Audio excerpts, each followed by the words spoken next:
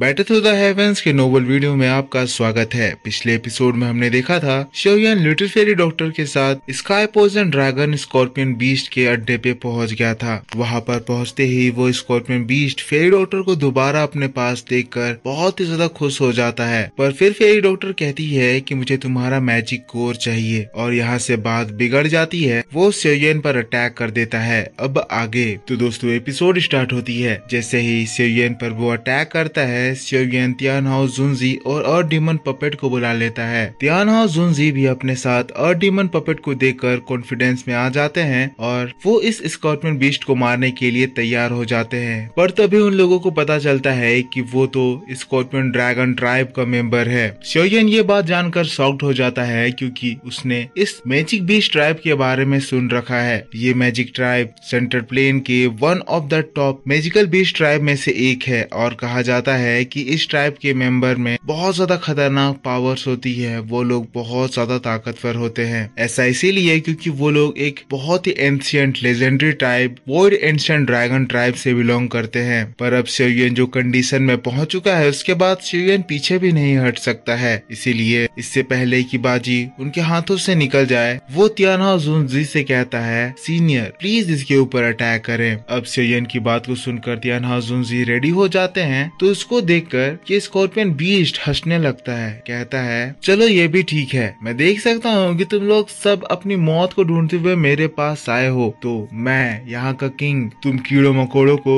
आज मौत का तोहफा जरूर दूंगा। अब जैसे ही तियानहाओ जुनजी इसकी ये बात को सुनते हैं वो थोड़े से हिल जाते हैं, जिसके बाद खुद में हंसते हुए कहते हैं, अच्छा कीड़े मकोड़े, ओहो बच्चे सच में तुम्हें बहुत ज्यादा घमंड है। पर काश तुम मुझे मेरे रियल बॉडी के साथ देखते। अगर अभी मेरे पास मेरी रियल बॉडी होती तो मैं तुम्हें थूक के पिघला देता। चलो अब तो तुमने मेरा माथा फेर ही दिया है तो आज मैं तुम्हें मार कर तुम्हारे बॉडी से ब्लड एसेंस जरूर निकालूंगा। तियानहाओ जुनजी दिल में ले लिए है और फिर अब स्कॉर्पियन बीस्ट के ऊपर अटैक करने लगते हैं। पर दोस्तों दूसरी ओर से इस स्कॉर्पियन बीस्ट की सेना भी आ चुकी है। इस स्कॉर्पियन बीस्ट की आर्मी को दो बीस्ट लीड कर रहे हैं। मैं आपको बता दूं ये दोनों ही दाओजोंग के 4 स्टार लेवल के बीस्ट हैं। अब शोयन इन लोगों को देखता है तो वो भी बड़ा इम्प्रेस होता है। कहता है, तो ये बात है। तभी ये स्कॉर्पियन बीस्ट इस पूरे फॉरेन गॉड स्ट्रीम का गॉड कहलाता है। अब फेरी डॉक्टर जब वो दो दाओजोंग्स को देखती है शोयन से कहती है, शोयन तुम इस आर्मी को देख रहे हो ना कि जो 2 लोग हैं उसको तुम मेरे हवाले छोड़ दो, बाकी के क्राउड को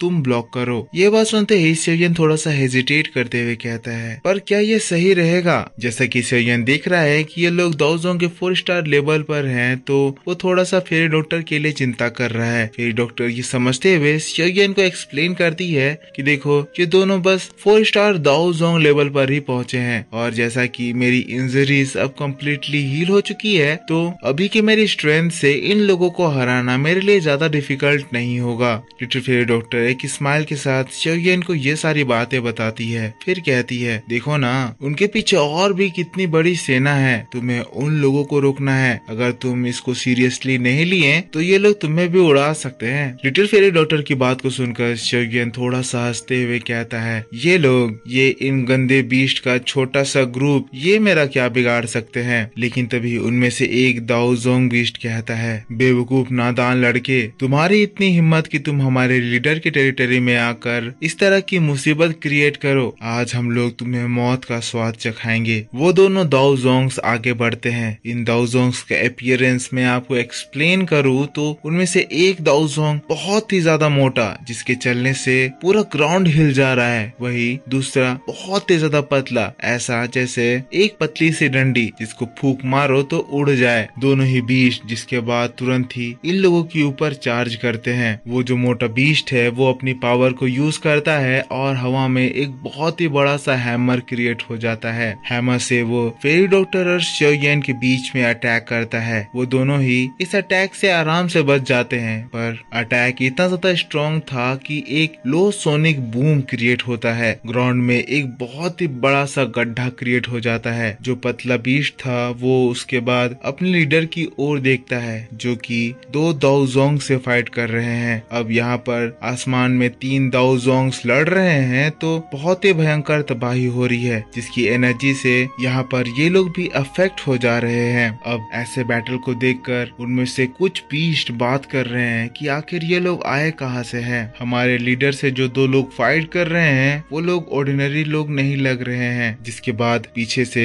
उन बीस्ट का ग्रुप भी शियोयन के ऊपर हमला कर देता है। लिटिल फेरी डॉक्टर तुरंत ही शियोयन को अलर्ट करते हुए कहती है कि शियोयन ध्यान दो, ये स्कॉर्पियन बीस्ट अपने बीस्ट आर्मी के पॉइजन एट्रीब्यूट का यूज करता है जिससे वो अपनी पावर को एम्पलीफाई कर लेता है। तुम्हें इन लोगों को इनके लीडर से दूर रखना है और इन लोगों का ग्रुप बनने नहीं देना है। लिटिल फेरी डॉक्टर अब उन दो दाओजोंग से फाइट करने में इन्वॉल्व हो चुकी है। पतला वाला बीस्ट कहता है, लिटिल गर्ल लगता है तुम्हें मरने की बहुत ज्यादा जल्दी है, तुम ये मत सोचना कि तुम एक लड़की हो तो मैं तुम्हारे ऊपर दया दिखाऊंगा। वो पतला बीस्ट और मोटा बीस्ट जिसके बाद दौड़ते हुए फेरी डॉक्टर के ऊपर अटैक कर देते हैं। तभी फेरी डॉक्टर की पॉइजन दाव की रिलीज होती है और वो दोनों ही एक साथ जो फेरी डॉक्टर के ऊपर अटैक किए थे, फेरी डॉक्टर का अटैक आता है, उनके अटैक से टकराता है और एक झटके में ब्लास्ट। फेरी डॉक्टर की इस पावर को देखकर वो दोनों दाओजोंग्स की हालत खराब हो जाती है। वही शियोयन फेरी डॉक्टर को देखता है जो कि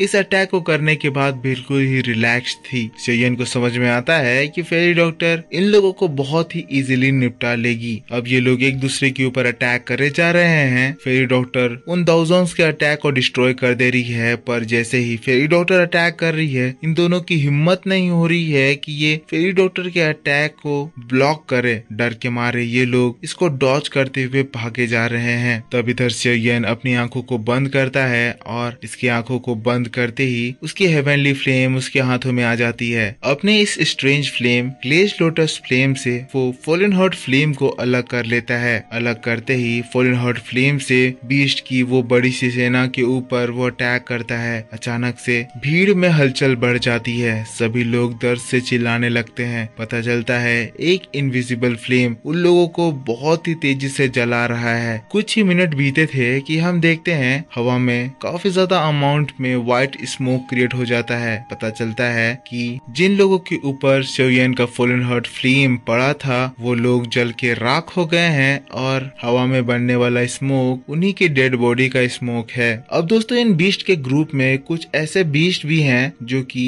पूरी तरह से बीस्ट बुद्धि हैं और कुछ लोग ऐसे हैं जो अपने अंदर दिमाग डेवलप कर पाए हैं। अब जिनका दिमाग है वो लोग तो पीछे हट जाते हैं, पर जिनकी बीस्ट बुद्धि है वो अपने एनिमल इंस्टिंक्ट पर शियोयन की ओर कूदने लगते हैं। अब जैसे ही वो शियोयन के 100 मीटर रेंज पे पहुंचते हैं फिर से फॉलन हार्ट फ्लेम एक्ट करता है और अगले ही सेकेंड उन लोगों की पूरी बॉडी जल के राख हो जाती है। ग्राउंड में हम लोग इन लोगों के लाशों का बहुत ही बड़ा सा ढेर बनता हुआ देखते हैं। अब यहाँ पर इन लोगों के बीच में डर बनाने के लिए इतना काफी था। जिसके बाद शियोयन अपने फॉलन हार्ट फ्लेम को फिर से अपने हेवनली लोटस फ्लेम में मिला लेता है। पर इसके बाद हम लोगों को तियानहाओ जुनजी के साइड में दिखाया जाता है। अब दोस्तों तियानहाओ जुनजी और डीमन पपेट से फाइट करते हुए इस स्कॉर्पियन बीस्ट की भी हालत खराब हो रही है, तो वो अपने सीक्रेट टेक्निक को इस्तेमाल करने का डिसाइड करता है। पर इससे पहले कि वो अपने बीस्ट के बनाए हुए पॉइजन क्लाउड से पॉइजन ले पाता, शियोयन अपने हेवनली फ्लेम का इस्तेमाल करता है। हवा में एनर्जी जाती है और एक बहुत ही बड़ा सा वुल्फ क्रिएट हो जाता है। वुल्फ का साइज और पावर इतना ज्यादा स्ट्रॉन्ग था कि